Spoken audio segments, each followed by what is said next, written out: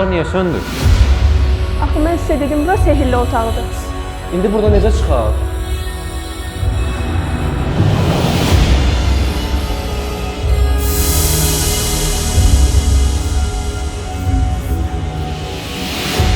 Samir, Tuncay, Emin, Ayla, Mehriban.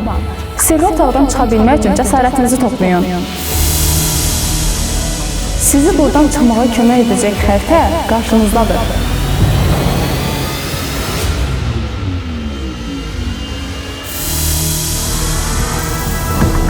Uşaqlar, biz buradan çıxmanın sirrini tapmalıyıq. Amma necə? Görürsünüz, burada suallar var. Biz bunlara cavab tapmalıyıq. Samir, səndən başlayaq. İlk mövzu sənin olsun. Bu sualın cevabını tapmaq üçün en büyük alimin yanına get.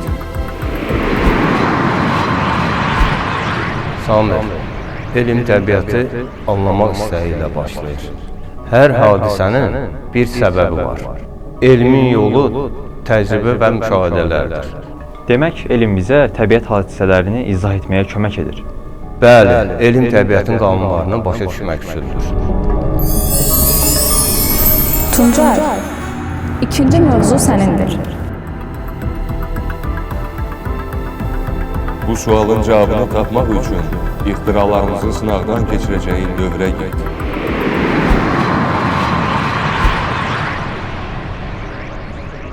Tuncay, texnologiya insanın təbiətə qarşı olan mübarizəsidir.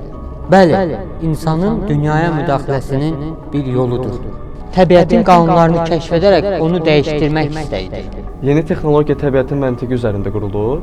Bəli, hər bir texnologiya dünyanı daha yaxşı hala gətirir. Bəs texnologiyanı necə inkişaf elətdirmək olar? Təcrübələr vacibdir. Hər icad sınaqdan keçməlidir. Bəli, mənim uçan maşın layihəm ilk öncə uğurlu alınmadı. Amma üzərində işləməyə davam etdim.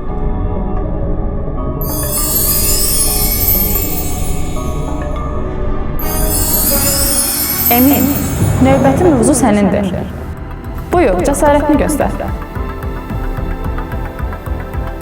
Bu sualın cevabını tapmaq üçün en büyük mühendisin dövrünə get. Emin, mühendislik yalnız hesablama deyil, həm də həyatın ən böyük problemlərini həll etməkdir. Hər layihə yeni bir ideya və yeni bir yanaşma tələb edir. Yəni mühəndislik praktiki tətbiqlə bağlıdır? Bəli, mühəndislik yalnız nəzəriyyə deyil, həm də həyatın əsas sahələrində. Məsələn, körpülərin dəmir yollarının inşası deməkdir. İnşa etdiyim körpülərin tikintisi zamanı bir çox çətinliklərlə qarşılaşmışdır. Amma hər dəfə yeni bir həll yolu tapır. Demək mühəndislik həm də həyata qarşımıza çıxan çətinlikləri aşmağın yoludur?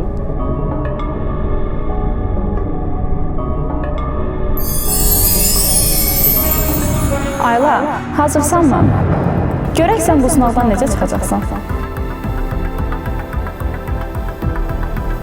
Bu sualın cevabını tapmaq üçün en büyük sənətkarın dövrünə get.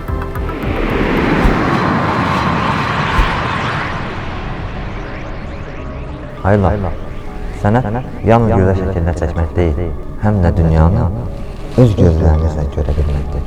Yəni sənət bizim dünyaya necə baxdığımızı göstərir? Bəli, sənət insanların dünyaya fərqli baxış açılarından yanaşmasına imkan verir. Mənim hər əsərim yaşadığım bir anın izidir.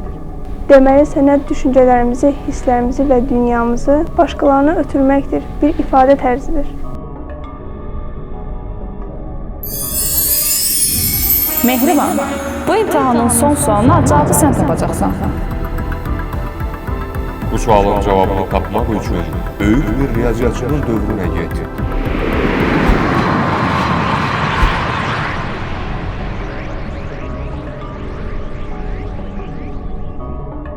Riyaziyyat təbiətin qanunları anlamağın ən yaxşı yoludur. Hər şey riyazi düsturlarla işləyir. Yəni, riyaziyyat dünyadakı bütün hadisələri izah edən bir dildir. Məsələn, planetlərin hərəkəti və ya bir körpünün necə dayandığı, hamısı riyaziyyatla bağlıdır. Hər şeyin bir ölçüsü, düsturu var. Riyaziyyat olmadan heç bir təhlil və ya inkişaf mümkün olmazdır.